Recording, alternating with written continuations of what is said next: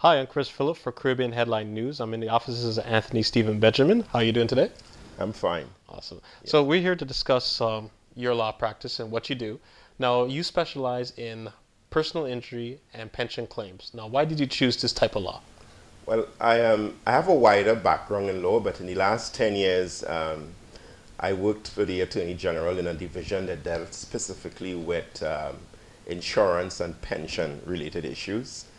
So that when I left 2 years ago to set up my practice, I decided to focus on the most recent area of my specialty where I have some depth and where I can make a significant contribution to clients. Okay. And when clients approach you with their claim, what factors do you choose in deciding whether they should go ahead with it or not? Well, it entirely depends on the facts as presented to me at the first consultation by the clients and and the client's appreciation of my role and my interpretation of the potential outcome. That is, does the client have a case?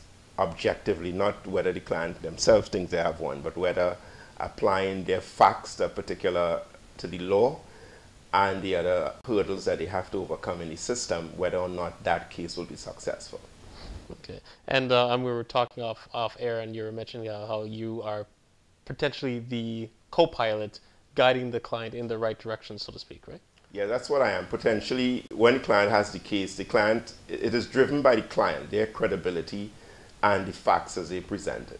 And what I do, I help to pilot them through the process, because at the end of the day, it's an adversarial process, and there's another party, a defendant in most cases, who's fighting against them.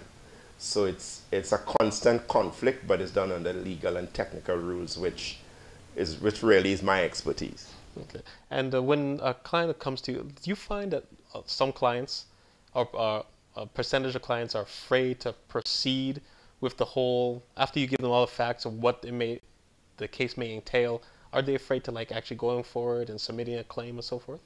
Well, a lot of them do, because remember, you're going through a legal process where you as a newcomer to the system, because all clients are newcomers, to a system that is entrenched and is stacked with a lot of procedure. And at the end of the day, it's time consuming and there's a lot of cost involved in terms of the outcome, because if you do lose, there are cost consequences. And there is a lot of process that you need to go through. You may need to be cross-examined or examined by lawyers or doctors in the process. And, so walking that path requires a lot of work on the client's part as well. So they got to be dedicated as you are in making sure it's seen it right through the end. Well, they'd have to be dedicated to the process, because once I start a case, it's really a sort of a partnership where I am really providing the legal expertise and the client is providing the commitment and the discipline to deal with the case. Okay. It's not a case of a lawyer taking a case and being successful. A lot of it depends. It starts and ends with the client. Okay.